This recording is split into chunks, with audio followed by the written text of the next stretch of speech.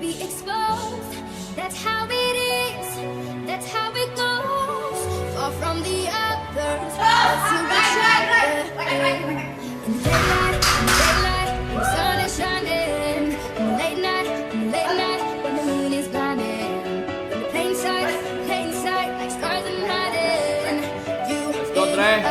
Lightweight. put two and two together forever. We'll never change. Put two and two together. We'll never change. Nobody sees, nobody knows. We all can see it. We'll be exposed. That's how it is. That's how it goes. Far from the others, into each other. That's what we know. Halo guys, ketemu lagi dengan saya Ricky Daud.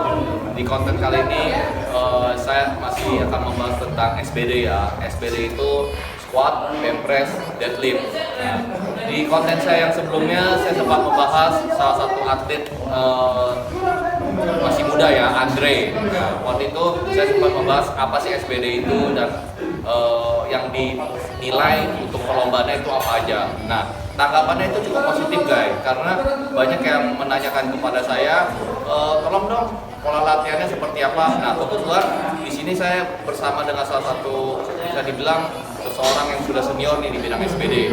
Nah, ini merupakan juga bisa dibilang salah satu mentor dari saudara Andre ya. Nah, sebelumnya kita cari tahu dulu lah siapa beliau. Nah, ini dengan Bro Tejo. Gimana bro? Baik Om. Ini nih Bro Tejo nih. Halo, Nah, halo. Bro, ini kita kan SBD saya lihat sudah mulai berkembang, mungkin 3 tahun kebelakangan sudah mulai di mana-mana tersaji Makin kalau ramai. banyak anak-anak SBD lah, udah kayak semacam fashion baru lah ya. Iya, betul. Nah, kalau Tejo sendiri, Bro Tejo sendiri itu SBD mengenal sudah berapa lama?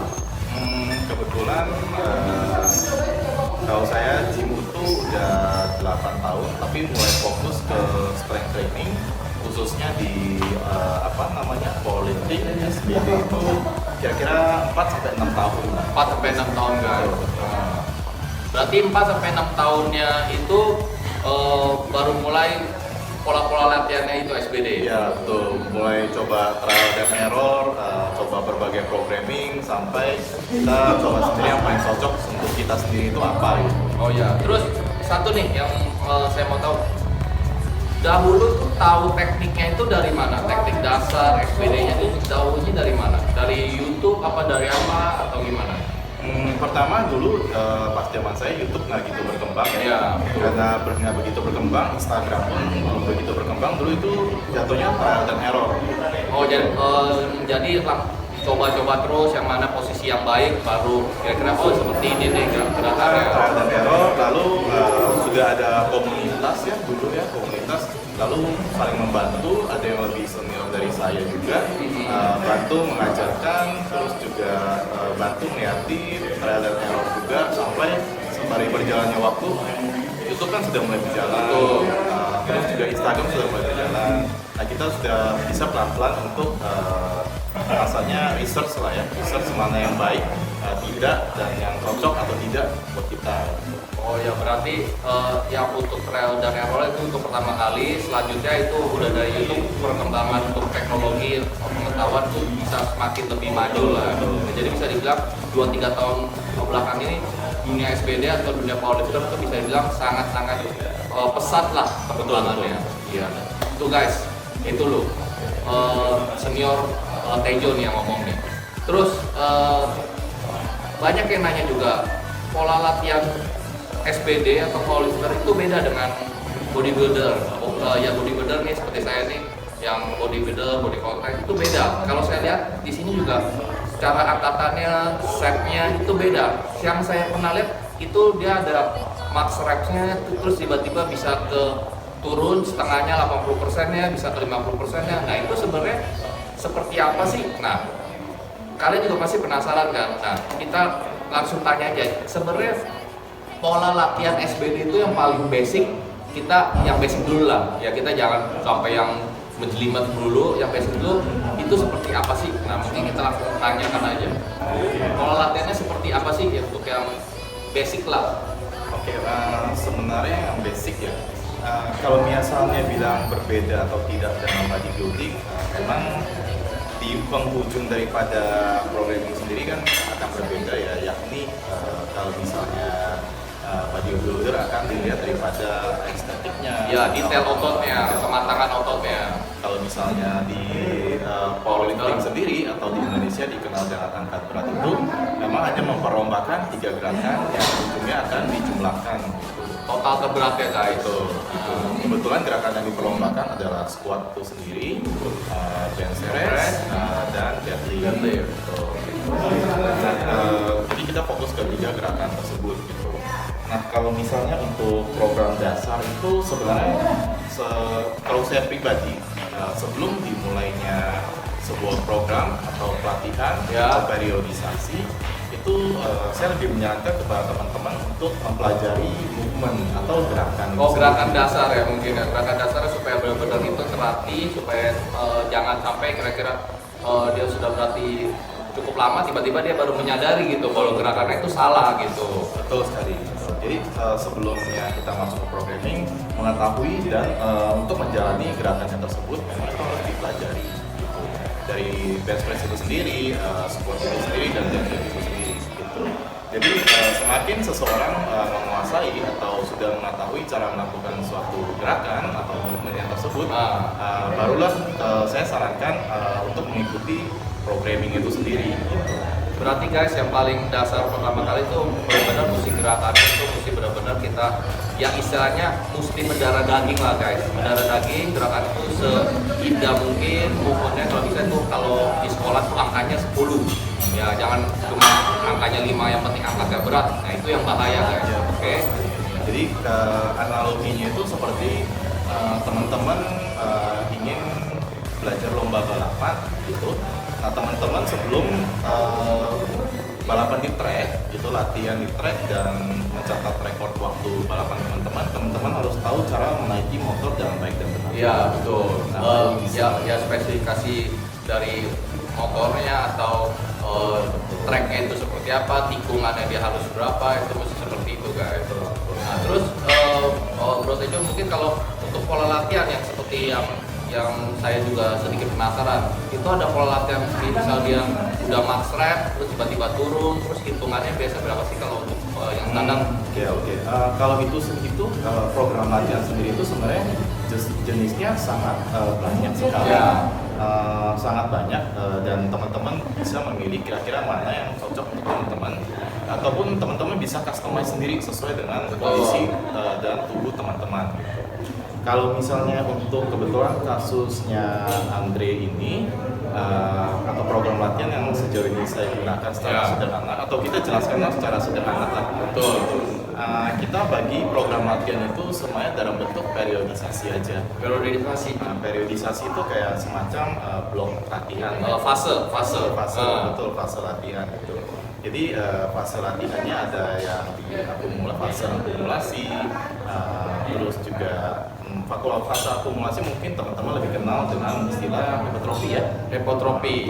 Hipertrofi. Lalu jika itu sudah terlewati kira-kira 4-6 minggu, teman-teman boleh lompat ke fase intensifikasi. Ya, betul. Guys, fase yang kedua guys. Betul, itu strength phase atau teman-teman setelah selesai bisa lanjut ke picking taper, lalu mencoba satu repetisi max teman-teman itu untuk 9 kali angkatan.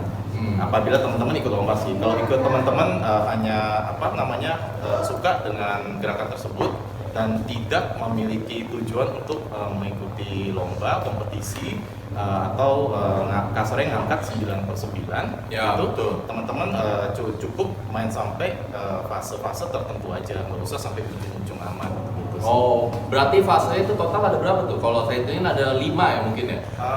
3-4 sih. Hipertrofi, terus intensifikasi, di picking, lalu taper. Kalau hipertrofi itu berarti otot-otot kecil kita latihan. Betul. Repetisinya 10-15. Biasa cukup tinggi lah. Cukup tinggi lah. Untuk set dan repnya kita tentukan sesuai dengan kondisi si atlet tersebut. Standarnya berapa untuk hipertrofi setnya dan repnya? 5 kali 10 atau 4 kali 8, 4 kali 8, berarti boleh sih. 4 repetisi ya? 4 set. 4 set, 8 kali repetisi. Nah itu untuk gerakan hipertrofi, itu untuk yang standarnya ya guys. Nah, yang fase yang kedua, yang fase Strength phase atau strength phase. intensifikasi. Nah itu berarti kita untuk mencoba kekuatan mungkin ya. Itu lebih ke teman-teman fokus kepada gerakan-gerakan utama teman-teman aja. Gitu. Jadi gerakan-gerakan teman-teman sudah main di beban-beban yang cukup berat atau tinggi persentasenya yang kurang lebih merangsang stres tubuh teman-teman. Kalau untuk setnya dan variasinya, Sebenarnya berapa itu banyak? set dan rep variasi itu tergantung daripada kasus masing-masing atlet. standarnya Standarnya itu nggak ada standar sih sebenarnya sih. Jadi benar-benar tergantung daripada kondisi dan jenis program apa yang digunakan teman-teman. Oh, Gitu. oke. Cuman rata-rata pasti menggunakan antara 1 sampai 3 rep gitu. 3 sampai 5 atau 5 set atau 5 set atau 3 rep gitu. Sebenarnya bervariatif sih. Ada juga yang melakukan M-rep di fase-fase tersebut. Jadi benar-benar kompleks sih. Oke. Terus yang fase yang ketiga yang tadi Fase ketiga itu fase picking guys. Nah, itu bisa dibilang finishing. Jadi itu picking itu gimana yang ngomongnya? Picking itu teman-teman sudah mencoba untuk mereduce atau menurunkan tingkat stres daripada latihan teman-teman, Ya. sudah mempersiapkan kondisi tubuh, terus mematangkan teknik dan lebih ke mempersiapkan gerakan tersebut ke kompetisi. Oh, jadi istilahnya itu untuk mengembalikan atau mendinginkan otot supaya di kompetisi tersebut kualitas dan kekuatannya itu bisa maksimal lah guys. Jadi seperti itu. level fatigue itu diturunkan itulah ya. Tingkat stres sama tingkat beban beratnya itu mungkin sudah agak diturunkan untuk mencapai kondisi tubuh yang semaksimal mungkin pada saat menghadapi suatu kompetisi guys. Oke dah. Ya berarti yang hanya fase 3 fase itu yang biasanya istilah yang sering digunakan lah ya. Betul. Kalau teman-teman nggak compete, sebenarnya nggak usah sampai situ juga nggak usah gitu. Teman-teman bisa fokus di strength phase, balik lagi ke hypertrophy phase, bolak-balik gitu juga nggak masalah untuk maintain kondisi tubuh teman-teman ya. Oke dah. Ya dah guys, mungkin penjelasannya sampai sini menurut saya sudah cukup ya untuk yang basic. Nah, saya juga nanti di konten saya selanjutnya kita akan membahas sekaligus apa sih itu gerakan-gerakan yang digunakan di hipertrofi, apa sih gerakan yang digunakan di strength phase, atau apa sih gerakan yang di picking ya. Iya. Nah, nanti kita akan bahas itu satu-satu di konten-konten selanjutnya, mungkin berdasarkan dengan langsung video latihannya. Untuk sementara cukup sampai di sini aja guys konten tentang SBD, pengetahuan dasar SBD untuk latihan. Dan saya juga banyak mengucapkan terima kasih untuk Bro Tejo sudah meluangkan waktunya. Terima kasih ya bro. Ya guys, saya harap konten ini bisa dapat bermanfaat untuk kalian, terutama anak-anak SBD, untuk mengetahui apa sih pola latihan yang benar langsung dari expertnya, langsung dari ahlinya Bro Tejo. Oke guys, semoga video ini bisa bermanfaat. Jangan lupa subscribe dan like konten kita. Terima kasih sudah mengklik video ini, tapi jangan lupa guys, klik tombol subscribe karena subscribe itu gratis. Dengan subscribe kamu mensupport channel ini terus untuk upload hampir tiap hari. Terima kasih guys, thank you.